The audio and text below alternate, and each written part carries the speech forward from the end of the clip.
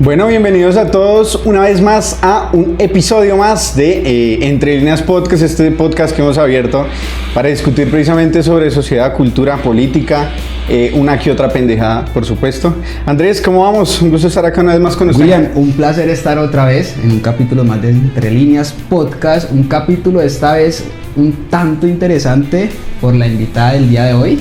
Hoy tenemos una figura política bien importante para la región, con un historial político bien activo y académico también. Hoy estamos precisamente con Marta Alfonso, una profesora amante de los procesos territoriales, que la hemos visto también los últimos días por acá, harto en el Tolima. Bienvenida a este espacio, Marta, un gusto estar acá contigo. ¿Cómo prefieres, Marta Alfonso, la profe, la representante? No, Marta o la profe, me encanta la profe. La profe Marta, ¿sí? Es lo que más me ha gustado hacer en la vida. ¿Sí? La docencia me ha gustado mucho, creo que tengo como en mi ADN una habilidad para la enseñanza, para la pedagogía sobre todo, más que para la enseñanza, para explicar las cosas, el mundo, y es el trabajo que creo que más me ha dado satisfacciones. Eso sí, leer estudiantes es una mamera. Les cobro la clase y les regalo les cobro la calificada y les regalo la clase. Bueno, a propósito de esa introducción, ¿quién es y qué hace Marta Alfonso? ¿Qué le gusta, qué le apasiona? Bueno, yo realmente soy una mujer muy, creo que común y corriente. Vengo de un hogar muy humilde, montañera. Yo soy del norte del Tolima, soy del Líbano. Sabrosa su tierra. Sí, tierra cafetera. El mejor embutido del mundo el salchichón tobar se hace en el Líbano. Tierra también de mucho plátano delicioso. Realmente desde muy niña crecí cercana al pueblo campesino, porque mi familia es de extracción campesina, una familia muy humilde, y muy cerca a procesos sociales, porque desde muy niña por mi casa circularon temas sindicales, asociaciones campesinas, temas de movilización social. Siendo muy niña, tal vez 12, 13 años, acompañé el paro cafetero, que el Tolima fue muy importante en el paro cafetero del 96 creo, 94. Y bueno, pues entonces desde muy niña crecí como con esa sensibilidad por temas sociales. Hija de la educación pública, jardín del ICBF, escuela pública, colegio público, universidad pública. Soy hija de la Universidad del Tolima, donde he sido estudiante, profesora, trabajadora, egresada. Y me apasiona. Tengo 2 hijos, tengo un hijo de 20 años, un hijo de 6 años, estoy casada, vivimos con mi esposo y nuestros 2 hijos. Y de las cosas que creo que más me gusta hacer en la vida, cosas manuales que me relajan mucho. Okay. Cocinar, pintar, colorear, okay, dibujar, dormir. Casi nunca tengo tiempo de dormir. Y a propósito, digamos, de esa vida política tal vez tan ajetreada que creo que todos nos imaginamos, ¿sí queda tiempo para eso del arte, dormir y hacer cosas muy poco, de ocio? Muy poco. Yo llego al Congreso, dicen los politiqueros de aquí, como un palo electoral, eso que nadie se espera. Yo creo que también por una cosa milagrosa, Dios creo que tiene preparado para Colombia una nueva era para tratar de sanar tanta herida que ha dejado una política muy corrupta, con poco interés por la gente que debería ser el alma de la política, ¿no? La lucha por mejorar condiciones de la gente. Y bueno, siento que también en una cosa milagrosa yo llego a la Cámara y por un momento político muy particular de país, una juventud que presionó un cambio a partir de las movilizaciones de 2019-2021, un proceso de paz que permitió que en la agenda política nacional subieran temas que antes no subían, temas sociales, temas de agenda social, no subían porque todo supuestamente en Colombia era culpa de la guerrilla. Se da el proceso de paz de la guerra y de la guerrilla, se da el proceso de paz, se desmoviliza la guerrilla y hoy seguimos teniendo los mismos problemas de siempre, o sea que la gente como que entiende que el problema estructural no era la guerrilla, y que por tanto hay que movilizarse por esas agendas históricamente aplazadas. Entonces creo que eso ha ido virando la opinión pública. Si hay una cosa que me parece hermosa este momento político que estamos viviendo, es precisamente ese cambio en la opinión pública, que creo que es imparable, que creo que es irreversible, que hay una ciudadanía mucho más consciente, y esos tres elementos como que me permiten a mí, sin muchas posibilidades ni expectativas, terminar ganándome la Cámara de Representantes para representar a los tolimenses. Desde el primer día que llegué, 20 de julio de 2022, no he parado, creo que he tenido muy poco, viajaba más antes, descansaba más antes. La gente dice, no, los políticos ahora viajan, pero que yo escuchaba también que viajan, pero van a un lugar donde hacen una reunión y luego se suben y se van, entonces casi no disfrutan cuando uno viaja. Y lo puede decir la gente, no tengo miedo de que me vayan a salir en redes a decir mentirosa, no volvió, nunca viene. Me cascan en las redes diciendo que no contesto. Es verdad, me queda muy difícil contestar. No, pero no contesta Andrés. Muchas veces me cuesta incluso a mi propia familia. Mi mamá, yo soy, claro, soy la única hija de mi mamá. Y a veces me busca para cosas y estoy tan ocupada, es tan absorbente el mundo legislativo y el mundo político que ni siquiera a mi mamá le puedo contestar, no por mala gana, no, sino porque de veras es absorbente. Entonces queda muy poco tiempo para descansar, para la familia, para el ocio. A mí me encanta leer literatura y desafortunadamente tengo como 3 o 4 novelas empezadas en los últimos 3 años y no puedo terminar ninguna. Y ahí están, esperando unas vacaciones. Sí, las necesito.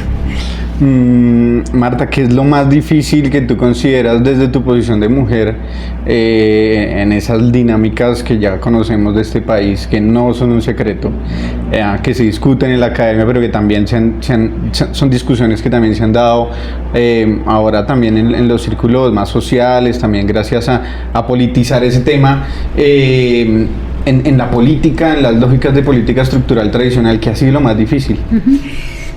Todo. Ser mujer y hacer política es muy difícil. Primero porque ante la falta de tiempo de esta dinámica política, yo creo que lo primero que las mujeres que participamos en política tenemos que superar es la culpa. La culpa de no estar, la culpa de no poder contestar, la culpa. A las mujeres se nos ha asignado históricamente en las sociedades patriarcales un rol de cuidado que desafortunadamente termina generándonos una carga desproporcionada, tanto física como emocional. Entonces no poder estar es a veces un elemento complicado en términos morales, éticos, emocionales. Entonces la culpa, ese es un tema primero. Segundo, las mujeres, por lo mismo, porque hemos sido históricamente relegadas al mundo de lo privado, llegamos al mundo de la política, más una mujer como yo que no tenía experiencia en estas lides de la política electoral, llegamos a la política sin herramientas para la negociación, para la transacción.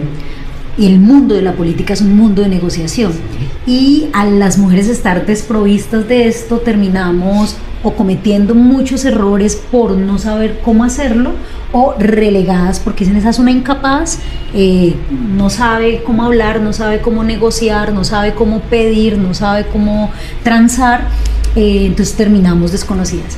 Y el tercer elemento que es muy crítico, o sea, estos dos primeros elementos como más del orden de los retos propios que tenemos las mujeres en la política, pero el segundo elemento muy complejo es la desconfianza del mundo político, que está mayoritariamente copado por hombres, sobre los liderazgos de las mujeres. Si no hacemos caso, nos relegan. si tenemos agencia propia, una agenda, un liderazgo, una visibilidad, un carácter, un criterio, empezamos a ser tremendamente incómodas. Y eso termina sacando a muchas mujeres de la política, o terminamos las mujeres muy maltratadas en esos escenarios. Entonces sigue siendo un escenario muy patriarcal, pero yo cerraría con esto esa pregunta, y es para la esperanza de las que vienen, de las que quieren aspirar hoy y de las que vienen más atrás, las mujeres más jóvenes, está cambiando mucho el mundo político. Cada vez hay más presencia de las mujeres, y creo que en la medida en que cada vez hay más presencia de las mujeres, también se van transformando muchas dinámicas al interior de los partidos y en la política. Yo sí creo, hay una frase de casi que hoy se vuelve de cajón en el mundo feminista y en el mundo de las organizaciones de mujeres, de Bachelet, que dice que una mujer en la política cambia a esa mujer, pero muchas mujeres en la política cambian la política, y yo realmente creo que es así. Creo que las mujeres estamos demostrando que somos muy trabajadoras, muy persistentes, que ponemos en la agenda pública temas que históricamente habían estado excluidos, discapacidad, políticas de cuidado, temas de salud, temas de discapacidad, temas de adulto mayor, bueno, como todos los temas que por lo general son nuestra carga en la vida social y en la estructura patriarcal de las sociedades, o en la división sexual del trabajo, terminan volviéndose temas públicos, temas de agenda, temas de política pública, temas que presupuestalmente hay que atender. Así que yo sí creo que más mujeres en la política, vamos a cambiar la política.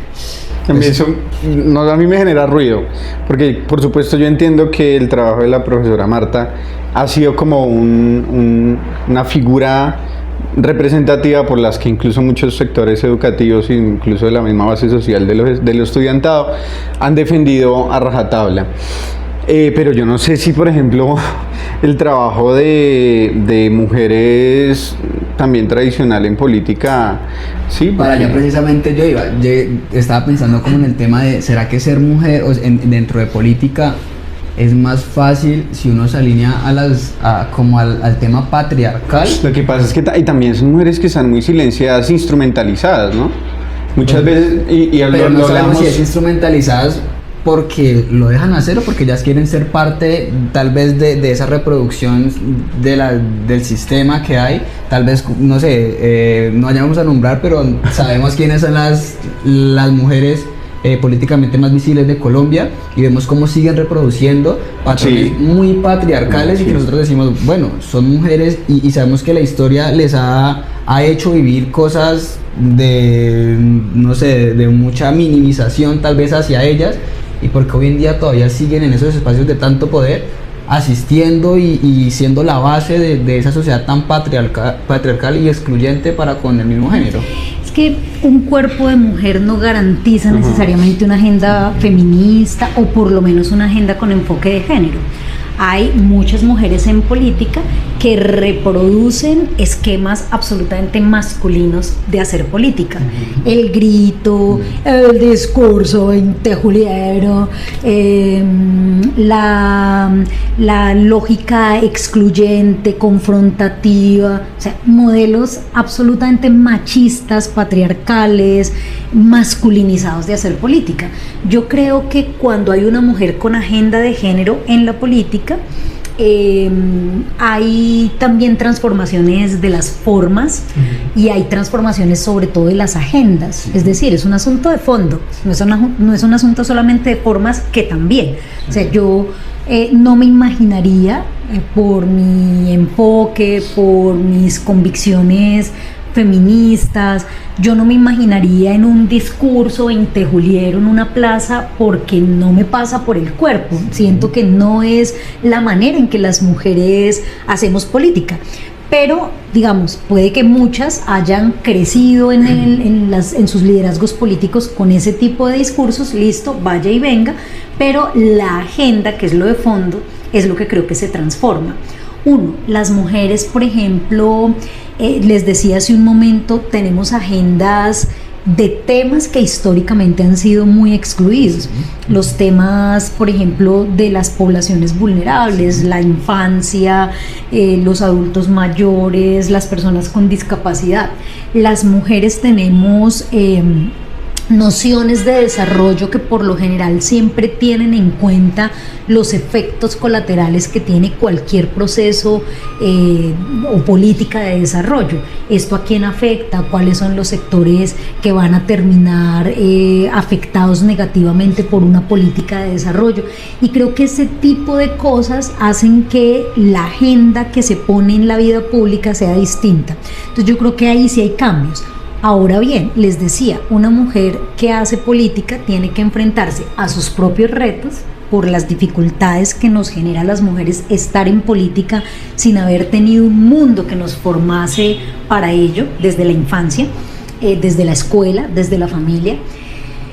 Pero el mundo más complejo está al interior de las estructuras partidarias. Pocos partidos, por ejemplo, miren, les voy a decir una cosa que pareciera contradictoria. El Partido Conservador creo tiene uno de los departamentos más organizados de la mujer.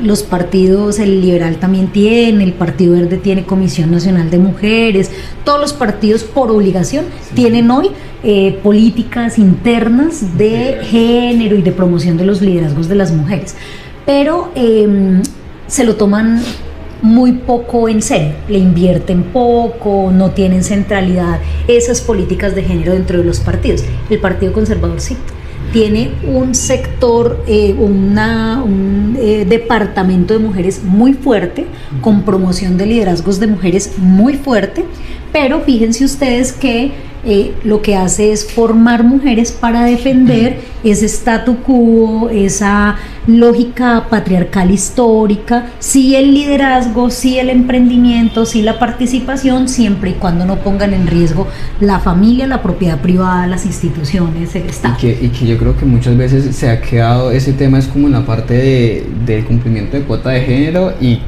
las que son, las que pide la ley, y ya, y entonces los procesos, el acompañamiento, el respaldo queda totalmente abstracto de los procesos. Entonces queda como la mujer, vamos a rellenar los espacios y dejémosla ver qué hace con ese aval. Exacto. Creo que es mucho de lo que pasa. A mí me gustaría preguntar algo, tal vez cambiando un poco de tema, pero se me hace bastante interesante, sé que tiene mucho que ver en la parte de lo académico. Lo académico impulsa muchas causas y procesos, pero uno cómo hace para hacer esa transición de lo académico a lo legislativo. ¿Cómo terminamos de docente de una vez a representante de la Cámara? Bueno, pues no estaban mis planes, y un día Renzo García me propone que sea candidata. Los primeros tal vez 6 meses le dije que no creía que tuviera la habilidad para ello, que no me lo había propuesto en la vida, pero en medio de muchos diálogos, no solamente con Renzo, sino con mucha gente que a quien le comentaba, mira, está esta propuesta, y me decían, sí, hágale. Yo termino entendiendo que era como una responsabilidad política con ese momento que describimos hace un rato, de un proceso de ascenso del movimiento social, de unas ciudadanías exigiendo un cambio, promoviendo un cambio, un viraje en la opinión pública muy interesante que le dio cabida a muchos liderazgos nuevos, a muchos liderazgos sociales y a muchos liderazgos de jóvenes y de mujeres en el Congreso de la República. Este fenómeno pacto, el fenómeno Petro, más todo lo que venía de proceso de paz y movilizaciones, estallido social que le hemos denominado. Entonces, bueno, yo en medio de eso hago la reflexión, digo, si tanta gente me está insistiendo para que me arriesgue a esto, algún propósito hay en esto, y tomo la decisión sin mucha convicción, diciendo voy a hacer el ejercicio. Yo soy muy disciplinada, soy muy juiciosa, y desde el primer momento que digo, listo, vamos a ser candidatas, renuncio a la cátedra en la Universidad del Tolima, renuncio a un trabajo en el que estaba en muy buenas condiciones laborales, y me dedico a la pre-campaña, como a pensar por dónde podía ser. Empecé a visitar todos los municipios del departamento del Tolima durante 20 años había visitado, o por temas laborales, o por temas pedagógicos, o por temas familiares, a visitar todo el departamento, a buscar los amigos, amigas, los viejos amigos, los viejos conocidos. Yo me he recorrido este departamento no sé cuántas veces haciendo temas de formación con escuelas de mujeres, escuelas políticas de mujeres. He recorrido este departamento trabajando temas de derechos humanos. He recorrido este departamento haciendo encuentros, pedagogía, formación con población campesina, con jóvenes, trabajando temas de paz, y eso pues me permitió recorrer el Tolima, ir activando como una red departamental de contactos, municipios en los que había trabajado también asesorando alcaldías o en proyectos de cooperación internacional, y de esa manera, o con estudiantes, ¿no?, que habían pasado por mis clases. Entonces fue activando esa campaña y pues tomamos la decisión de dejar las aulas para aspirar al Congreso, y se nos dio. Marta, uno cómo hace, metiéndonos un poco a ese tema de la política electoral, mucha gente se pregunta, ¿no?, cómo llega a la política nacional, que uno ya sabe un poquito más o menos cómo funciona la dinámica, las dinámicas clientelares, corruptas, digamos que todo eso que ha envuelto a la política históricamente en Colombia, que digamos que ha tratado de salir un poco de eso, pero igual se tambalea. Pero también uno se pregunta al momento de pensarse uno en el ámbito político, cómo mantener esa coherencia, cómo mantener esa postura frente a unas formas de hacer política transparente en medio de todo eso. Creo que hay que tener mucha robustez, mucha solidez moral e ideológica. Yo, como les digo, desde muy niña crecí, uno, en un ambiente familiar de mucho trabajo. En nuestra casa siempre el mérito fue como un valor. Acá hay que trabajar para ganarse las cosas, porque nadie nos va a dar nada, porque además no tenemos nada, entonces toca es conseguir. Entonces, pues en un hogar humilde, el primer valor que le enseñan es a trabajar para poder salir adelante, Entonces yo nunca, ni siquiera para pedir trabajo, fui a pedirle a nadie, a ningún político, ningún favor, ni a transar nada, ni mi voto a cambio de nada. De hecho, no voté hasta muy adulta ya. Entonces, uno tener una solidez ideológica y moral grande. ¿Por qué? Porque la política es un mundo de muchas tentaciones. Es un mundo... La primera tentación que hay que superar es la tentación del ego, de creerse más que los demás, y por tanto creer que yo tengo más derecho, poder, ¿no? Sí, más derecho que cualquier otro de estar en cargos de poder. Primera, y para mí hoy es una reflexión profunda después de 3 años en el Congreso, es que la primera tentación es el egoísmo, el individualismo, el personalismo, y el deseo de satisfacer intereses personales. Primera cosa que uno tiene que combatir muy duro. Yo todos los días le pido a Dios: dame humildad, no me permitas embarnecerme con esto, y mucho menos creerme más que otras personas. Segundo, las tentaciones al dinero, que te ofrezcan dinero a cambio de cosas. Claro, a mí me han pasado cosas maluquísimas, pero creo que muy pocas, porque creo que en el mundo de la política el mico saben qué palo trepa, entonces no te van a ir a ofrecer, por ejemplo, a mí no me van a ir a ofrecer plata a cambio de que cambie mi posición, sí, por ejemplo, frente a la reforma a la salud, porque han visto cómo he defendido la reforma a la salud y mi convicción frente a ello. Pero muy seguramente personas que no están tan convencidas dicen: este sucumbe al deseo personal, al personalismo, al hedonismo, al egoísmo, capitalismo, al interés particular, a este le podemos ofrecer. Es un mundo en el que creo todo el tiempo hay posibilidades de que te ofrezcan cosas y que para que tú cambies tu posición, votes de una manera o votes de otra. El lobby de las empresas, de las multinacionales, de las agremiaciones económicas, es brutal en el Congreso de la República. Entonces, si uno no tiene la solidez moral, ética, pero sobre todo si uno no tiene la convicción de haber llegado al Congreso a luchar por el pueblo, rapidito te tuercen. Yo creo que no me tuerzo porque tengo la solidez moral basada en una vida difícil que me ha tocado, salir adelante con mucho trabajo y con mucho sacrificio, y así uno aprende a valorar que si este país le diera más oportunidades a la gente, que si este país tuviera más redistribución de la riqueza y si este país realmente ejerciera a cabalidad la garantía del Estado Social de Derecho, garantizando todos los derechos que están en la Constitución para la gente, a la gente no le tocaría tan duro. Es que es un país en el que nos toca muy duro. Entonces yo vengo de una familia pues que le ha tocado muy duro, campesina, trabajadora, y yo digo, yo puedo llegar aquí a torcerme para mí o para los míos, sino que hay es que luchar por un pueblo que necesita más oportunidades. Y considerando eso, tal vez, ¿qué le dirías a las personas que tal no entienden por qué se complica la ejecución de todas las promesas que hubo en la campaña del cambio? ¿Qué le dirías a esas personas?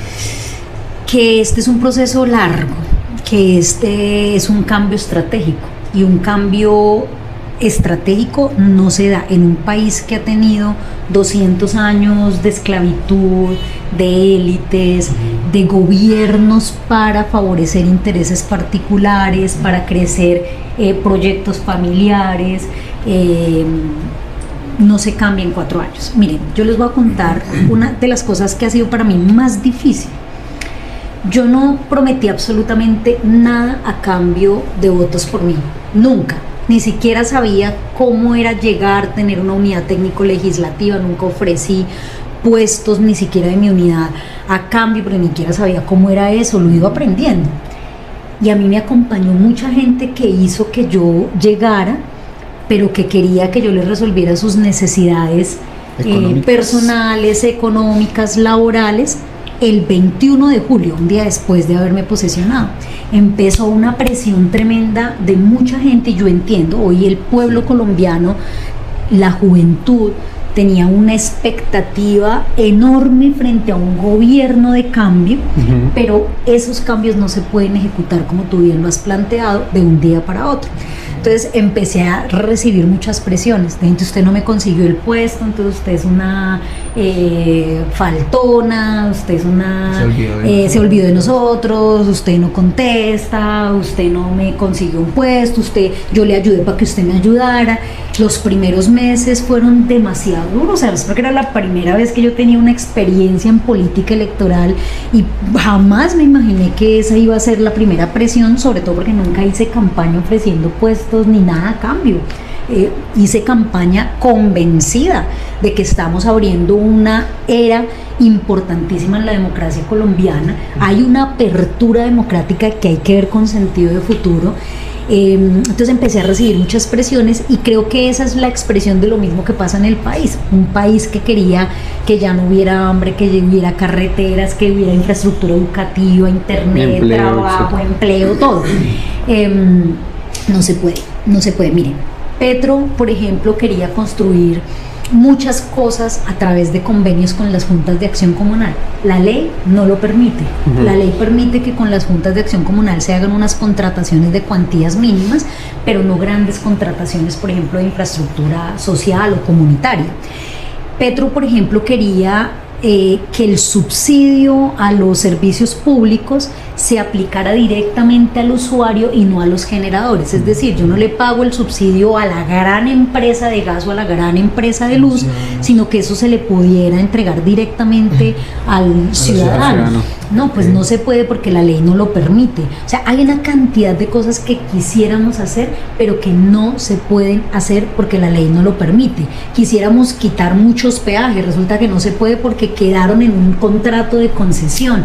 Quisiéramos, o sea, sea, quisiéramos cambiar los TLC, pero resulta que están en una ley y además en unos acuerdos comerciales que ni siquiera son de hace 4 años, sino de 10, de 15, de 20 años. O sea, hay que cambiar primero que todo el Congreso para poder cambiar el país, porque solo si cambiamos el Congreso se pueden cambiar las normas del país. Que hicimos cambiar el sistema de salud, nos hundieron la reforma a la salud, porque la ley obliga a que la plata se le entregue a un intermediario que se llama EPS. Entonces, toda la ley de este país se ha hecho en beneficio de intereses particulares y de grupos económicos.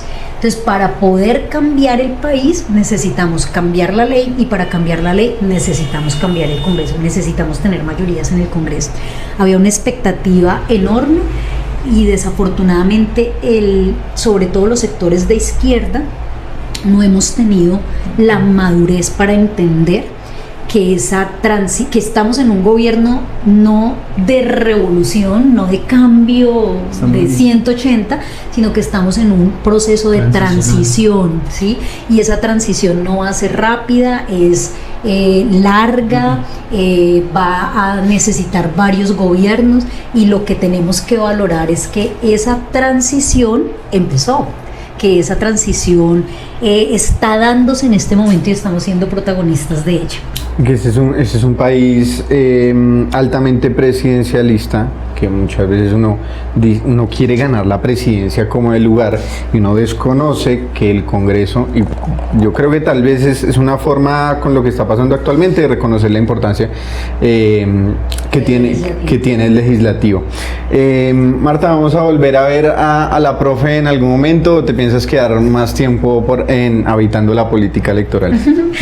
Pues mira, yo no tengo apego por este cargo.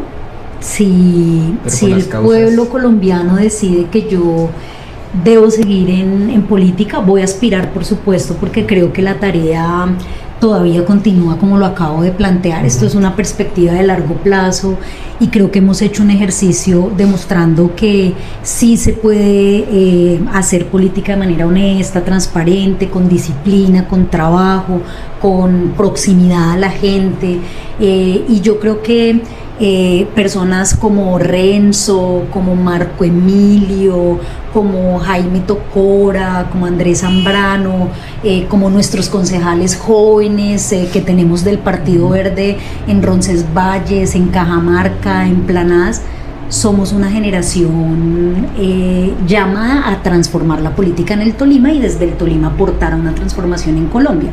Así que creo que nos toca resistir a pesar de lo difícil que es este escenario, nos toca resistir, nos toca tratar de mantenernos en este escenario. Si el pueblo colombiano, si el pueblo tolimense deciden que yo siga en el Congreso, bien, pero si no, también. Yo seguiré sirviendo desde el aula de clases, desde la Junta de Acción Comunal, como lo he hecho durante toda mi vida. Yo desde niña participo de procesos sociales, siendo tal vez 10, 12 años. Recuerdo ser la presidenta de la Junta de Acción Comunal Infantil que nos invitamos en mi cuadra en el Líbano. No fui personera, fui la registradora del colegio que organizaba las elecciones de los personeros. La primera vez que se eligió personeros en todos los colegios de Colombia, yo era registradora de mi colegio. O sea, yo desde niña he tenido esta vocación de servicio. Eso es lo que a mí me define como ser humano. Para volver a la primera pregunta que me hicieron, a mí me define el servir, el obrar por los demás. Entonces, cuando uno tiene esa convicción y esa vocación de servicio, uno sirve desde donde le corresponda. Entonces, serviremos desde el Congreso, o serviremos desde la academia o desde la casa, barrio, o desde el barrio, o desde donde nos toque. Entonces, ahí estaremos en esa tarea. Yo no tengo apego, yo creo que es lo que sí nos toca, y por eso voy a aspirar nuevamente, es poner toda esta capacidad, toda la opinión que de pronto nos hemos ganado en el ejercicio legislativo al servicio de una causa colectiva que permita que el Tolima siga teniendo curules alternativas, voces alternativas en el Congreso, y desde ahí poder aportar a una transformación regional y nacional. ¿Y esa aspiración es Cámara o Senado? Estamos en eso. Mira, yo creo que hay que ver en perspectiva de futuro que este movimiento alternativo y esta esperanza, esta alternativa que significamos todas estas personas que he nombrado, debemos abrir camino. Yo creo que yo lo abrí en cámara y estoy poniendo todo y me dispongo a poner todo de mí para que ese proceso se sostenga. Si más liderazgos quieren llegar, que lleguen y yo les respaldaré. Y en esa medida hemos pensado, bueno, si desde el Senado, si en una aspiración a Senado podemos abrir ese campo para que llegue otra persona y nosotros podamos intentar ganar un escaño para no tener un representante alternativo del Tolima, sino además un senador alternativo, una senadora alternativa y un representante o una representante alternativa, pues imagínense, vamos a hacer más. Y esa es la perspectiva con la que hay que trabajar y avanzar y crecer.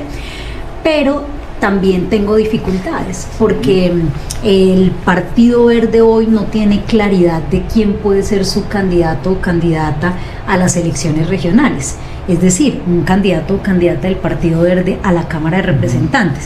Y yo tengo absoluta convicción y disciplina, les he dicho, de que pues yo tengo la responsabilidad como la primera curul que tiene el Partido Verde en el departamento del Tolima de mantener esa vocación de poder. Entonces, si no hay candidatura por el Partido Verde, me tocará asumirla a mí. Si no la asumo yo, sino que hay un perfil que asuma esta candidatura por el Partido Verde a la Cámara, yo me iré a Senado. Muy bien. Qué conversación tan poco entre líneas, sí, una conversación tan interesante la que tuvimos el día de hoy, a propósito de tal vez traer algo más fresco, un poco más personal y ligero de lo que es la política. Sí. Oiga, finalmente te quería preguntar, Marta, ¿a qué le tiene miedo? ¿A qué le teme? A muchas cosas, pero... Que la derecha llegó otra vez. Sí, esa es la pesadilla. Se despierta sudando con esa. Sí. Dios mío, que no gane Vicky.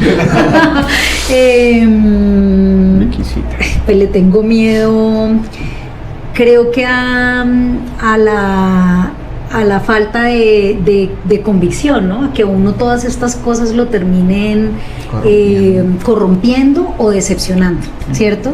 Porque es fácil decepcionarse. El mundo político es muy difícil en el contexto en el que nos ha tocado.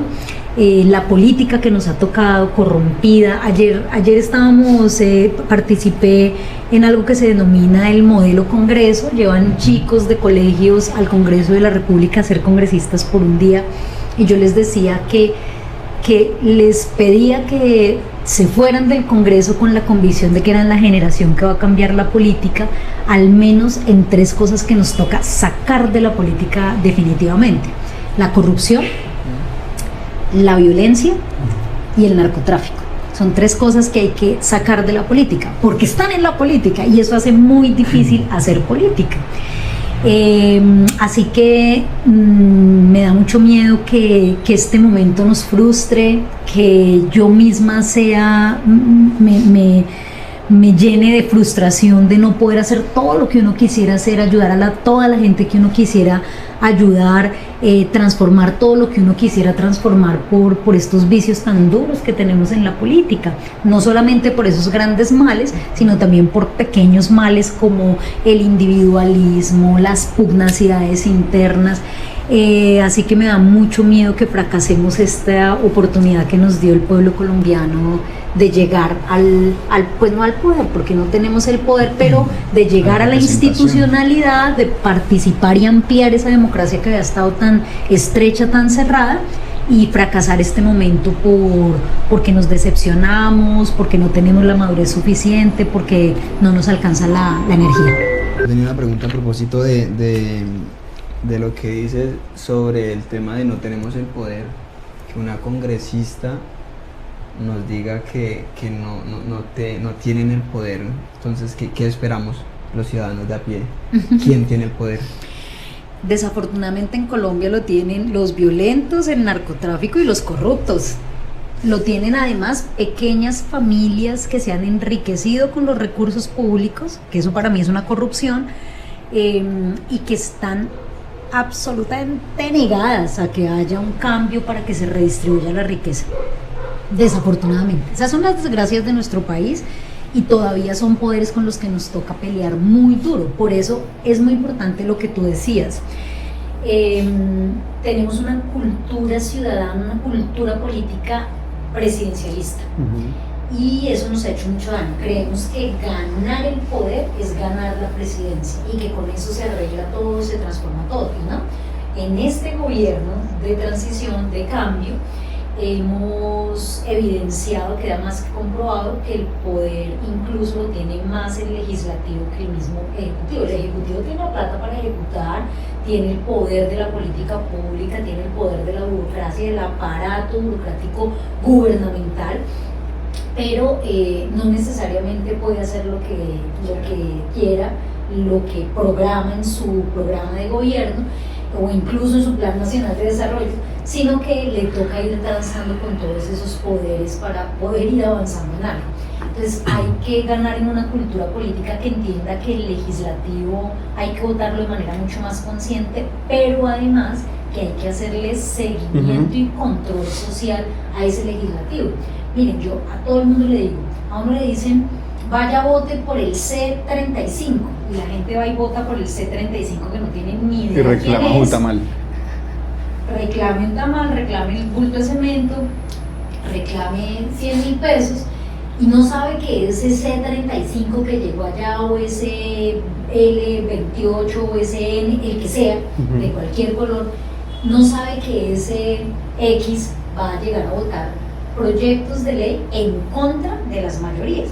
Si la gente no sabe quién es el C35, el L28, el N15, va y vota por cualquiera, pues obviamente no puede hacerle seguimiento a eso que hace, dice y vota ese personaje por el que votó.